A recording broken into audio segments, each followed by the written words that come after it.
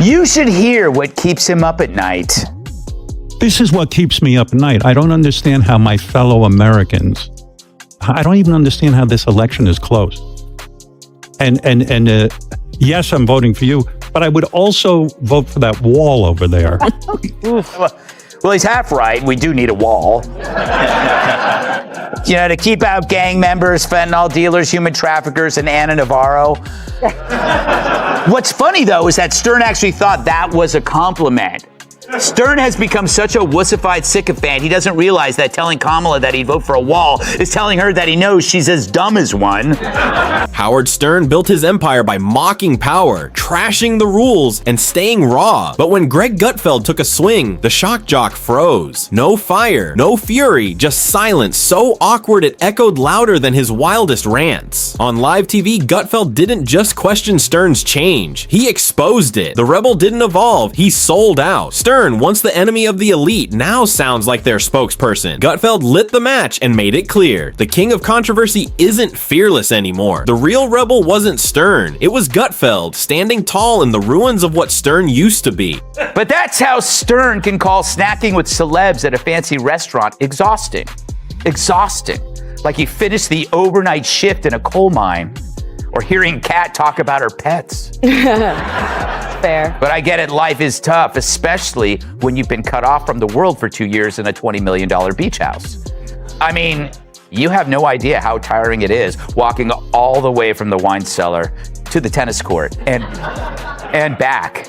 Some TV moments vanish instantly, but others crash into pop culture like a meteor. Loud, blazing, unforgettable. That's exactly what happened when Greg Gutfeld and Howard Stern clashed live on air. This wasn't just a debate, it was a full-on collision of two media titans from completely different worlds. And when the dust settled, only one of them still looked like he belonged in the spotlight. Howard Stern, once the untouchable king of all media, suddenly felt out of place, like a rebel who forgot how to rebel. But it is incredibly brave to take this stance after you've made $300, $400 million not being woke, right? Loving Donald Trump, exploiting the mentally ill, wearing blackface. Look at the crop of woke comics, whether it's Stern or Jimmy Kimmel, his BFF, Sarah Silverman, Joy Behar, Michael Ian Black. What do they all have in common? They wore blackface. And then they went woke. It's not a chicken or egg thing there. You know what order it came. So I call this BFR. It's blackface reparations. There's nothing in Stern's previous career that could withstand this modern witch hunt that he now embraces. So this is a form of restitution. Maybe he says, you know, if I'm woke too, the crocodile will eat me last, but they always do eat. But I get it. He flipped from populist to elitist because now he's with elitists. If you're into this heat, hit subscribe and smash that bell icon. Howard Stern wasn't just a voice, he was a movement. The rebel who broke rules, stirred chaos, and built an empire out of outrage. Love him or hate him, you couldn't ignore him. But here's the truth, stay king too long and the crown starts to crack. Stern didn't just change, he softened. The rebel edge blunted, the fire fading. I will say this, Dagan, I thank God for Howard Stern because he does make me feel normal by comparison, because I'm like the fox recluse. I don't do anything. I don't go anywhere, but he makes me look like, you know, Pete Davidson on a... Yeah, he's a germaphobe. Like his wife rescues cats. That's her job, apparently, her thing. But you can get toxoplasmosis. That's true. Cryptosporidiosis. AIDS. And no, you can't. No, but you can't get. No, you can't. But you can get. I mean, what are the chances I get that again? Like a lot of diarrhea related. Howard Stern went from rebellious wild card to soft-spoken celebrity interviewer, now rubbing shoulders with the very elites he once torched. Today, he feels more like a polished talk show host than the chaotic force he used to be. And that's exactly where Greg Gutfeld struck. Known for tearing through political fluff and sacred idols, Gutfeld blends sarcasm, satire, and fire like a late-night demolition expert. So when Stern casually appeared in one of Gutfeld's segments, things turned sharp fast. What started as a nod became a surgical takedown. Gutfeld didn't just question Stern's transformation, he shredded it, mocking the former rebel for becoming a penthouse preacher of conformity. On his radio show, Howard Stern defended wokeism, saying it's a compliment when someone calls him woke. Listen. If woke means I can't get behind Trump, which is what I think it means, or that I support people who want to be transgender, or I'm for the vaccine. Well, dude, call. Let's be real, this wasn't a random jab. Gutfeld leaned in like a sniper. He didn't call Stern a legend. He painted him as a warning sign. The rebel who once tore down the system had become the system, and in Gutfeld's world, that's unforgivable. No yelling, no drama, just surgical strikes. He laid out the contrast. The old Stern, wild and fearless, versus the new one, clean cut and cuddling up to celebs he used to roast. It wasn't loud, it was lethal. The man who built his empire mocking fakes now looked like one himself. Gutfeld didn't even have to twist the truth. He just held up the mirror and the reflection was brutal. But Stern being holed up in his house that long, it explains a lot of things, like how you forget how other people live, especially in hard times like a pandemic. For the longest time, 2 years in fact, the same time Stern's been AWOL, I wondered where he went. Not physically, but mentally. I bet you did too. Remember his screeds about COVID? They were epic and angry, and not to mention wrong.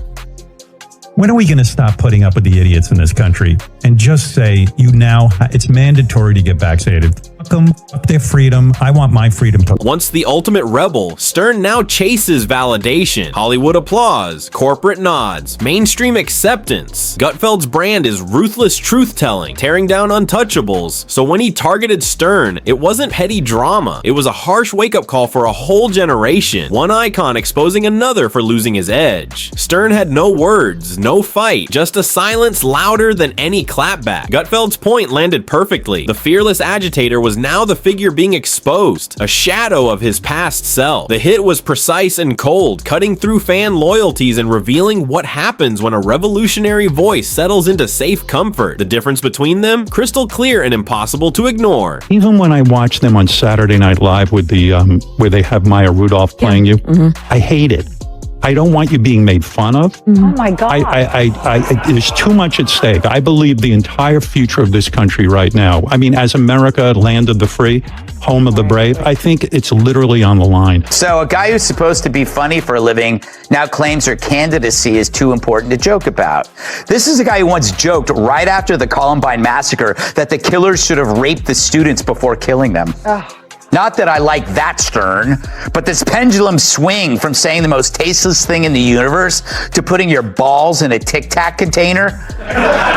You gotta wonder what's going on here. It's striking that the king of the most misogynistic humor ever now turns into a breathless over a progressive, hopelessly shallow candidate.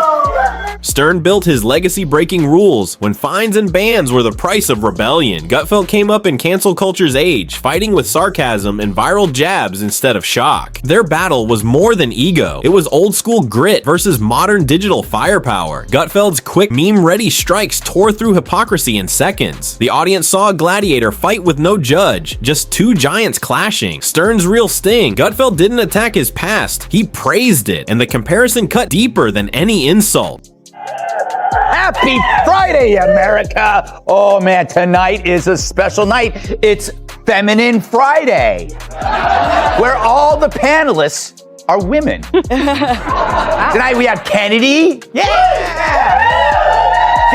McDowell, Pat Tim, and Janine Garofalo. Yes. All right. Here's A long about way cats for a and meat dogs. joke. Okay, I hope you had a good week. I did, and no thanks to Howard Stern. True, the New York Post reported that Stern hit a chic restaurant in NYC with a crew of A-listers, including Jimmy Kimmel, Jennifer Aniston, Jon Hamm, Justin Theroux, Jason Bateman. I was not invited.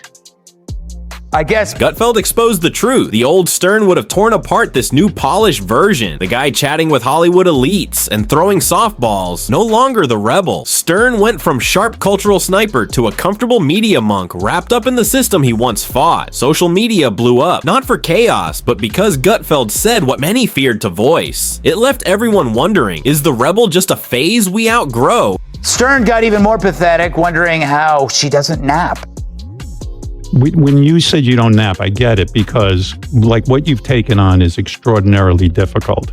And I mean, do you feel the pressure of the moment in the sense that, like, when I met you out in the hall, I said, I'm really nervous because I want this to go well for you. I want it to go well for the country. Hold on. I need a minute. Is it inevitable that every firebrand ends up joining the system they once hated? Or worse, defending it once they've got a seat at the table? Gutfeld argued Stern didn't change out of belief, but self-preservation. The fearless rebel who feared nothing now seems scared to offend. The critic of celebrity culture now craves its approval. To Gutfeld, that's not growth, that's surrender. Stern's silence after the clash only made things worse. The man known for quick, brutal comebacks vanished, leaving the world to wonder if he'd run out of fight or secretly agreed with the burn. This definition of woke, it's if you call someone a know-it-all, you're not complimenting them on the breadth of their knowledge. Yeah. You're saying you don't know as much as you think you know. So yeah, woke doesn't have anything to do with vaccines.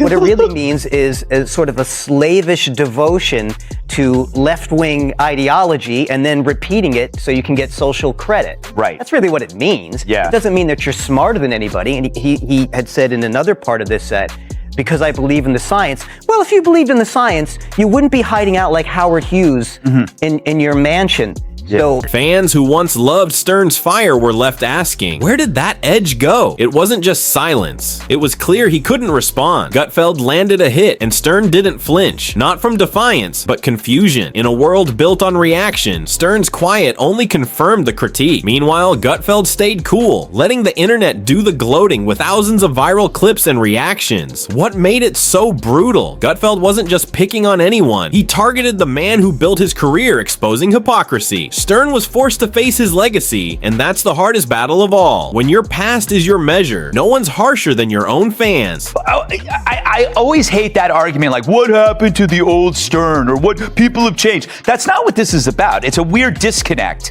Well, he hasn't changed. No. People have been calling him insane for 40 years. Yeah, that just used to be, this guy's nuts. And now they're like, oh, we're worried about Howard. He needs help.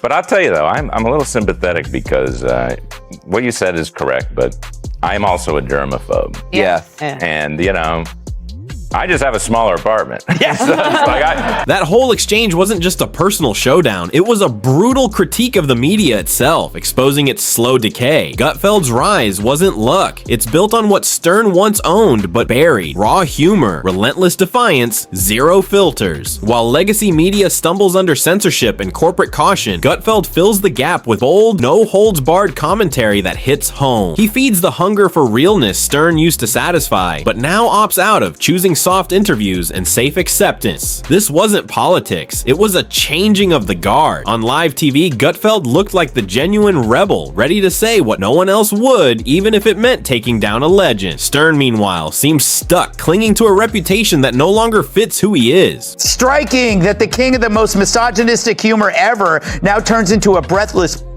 over a progressive, hopelessly shallow candidate.